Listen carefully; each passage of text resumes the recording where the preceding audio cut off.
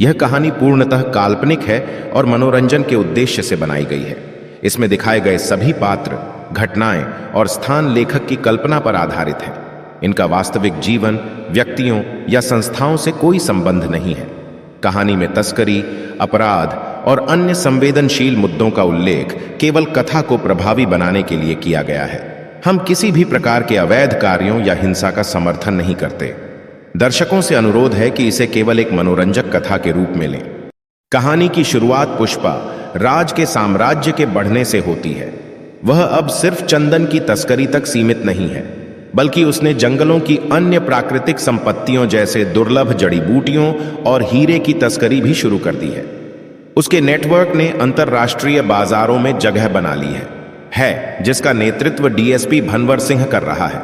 एक मीटिंग के दौरान पुष्पा को धोखा मिलता है। उसके सबसे करीबी आदमी जगन को पुलिस और दुश्मनों ने खरीद लिया है। जगन पुष्पा को एक जाल में फंसा देता है, जिससे पुष्पा का पूरा नेटवर्क कमजोर पड़ने लगता है। पुष्पा के जीवन में उथल पुथल मच जाती है।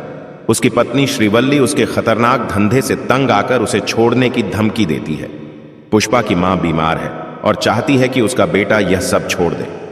पुष्पा अपनी मां और पत्नी के लिए अपने संघर्ष को लेकर एक इमोशनल ब्रेकडाउन करता है, लेकिन वह वादा करता है कि वह अपनी फैमिली और साम्राज्य दोनों की रक्षा करेगा।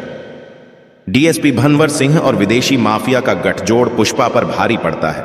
उसके गोदामों पर छापे पड़ते हैं। उसकी एक बड़ी तस्करी की डील खराब हो जाती है। श्रीवल्ली को दुश्मनों द्वारा अगवा कर लिया जाता है।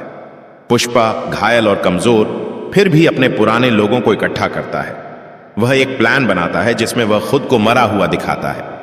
जब पुष्पा, जिसे सब मरा हुआ मानते हैं, अचानक दुश्मनों के अड्डे पर हमला करता है, वह भंवर सिंह के सबसे भरोसेमंद आदमी को अपने पक्ष में कर लेता है। विदेशी माफिया के मुख्य नेता से उसकी एक खतरनाक भिड़ंत होती है जिसमें वह अपनी जान पर खेलता है। एक बड़ा जंगल में सेट किया गया युद्ध होता है, जहां पुष्पा अपनी चालाकी, अनुभव और ताकत से अपने सभी दुश्मनों को हराता है। भंवर सिंह को वह सबक सिखाता है, लेकिन उसे मारता नहीं, यह दिखाने के लिए कि पुष्पा झुकेगा नहीं। श्रीवल्ली को बचाकर वह फिर से अपने परिवार के साथ खुशहाल जीवन जीने का सपना देखता है। पुष्पा के साम्राज्य को खत्म करने के लिए एक नई ताकत खड़ी हो रही है। विदेशी माफिया का दूसरा बड़ा सरगना पुष्पा के खिलाफ आ रहा है। पुष्पा झुकेगा नहीं, लेकिन अब दुश्मन ऐसा है जो कभी हार नहीं मानता। पुष्पा अपने दुश्मनों को हराने और अपने साम्राज्य को बचाने के बाद अब जंगल के लोगों के साथ मिलकर एक नई शुरुआत करता है।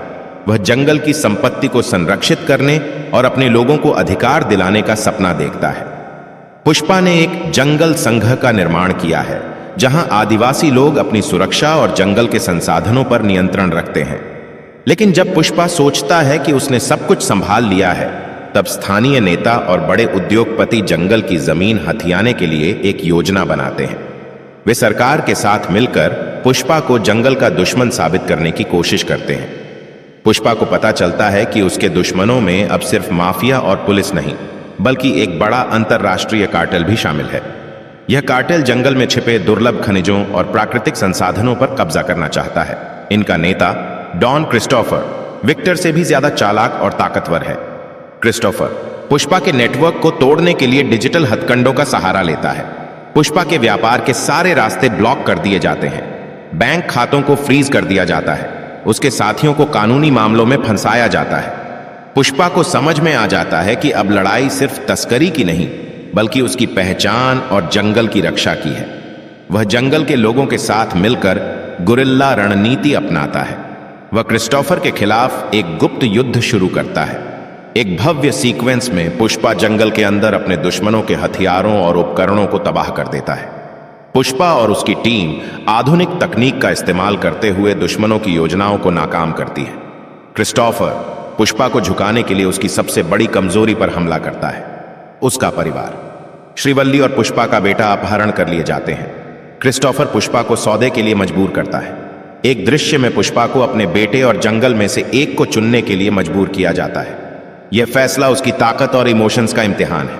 जंगल के अंदर एक भव्य युद्ध होता है, जहां पुष्पा और उसकी टीम क्रिस्टोफर और उसके आदमियों के खिलाफ लड़ते हैं। यह लड़ाई सिर्फ ताकत की नहीं, बल्कि रणनीति और जंगल के ज्ञान की है। पुष्पा अपने बेटे और जंगल दोनों को बचाने के लिए अपनी जान को दांव पर लगाता है। वह क्रिस्टोफर को हराने के लिए खुद को बलिदान करने की स्थिति में पहुंच जाता है, लेकिन उसकी चालाकी और साथियों की मदद से वह आखिरकार जीत जाता है। पुष्पा की जीत के साथ जंगल और उसके लोगों को नया जीवन मिलता है। सरकार पुष्पा को एक आतंकवादी मानती थी, लेकिन अब उसे जंगल का संरक्षक मानने लगती है।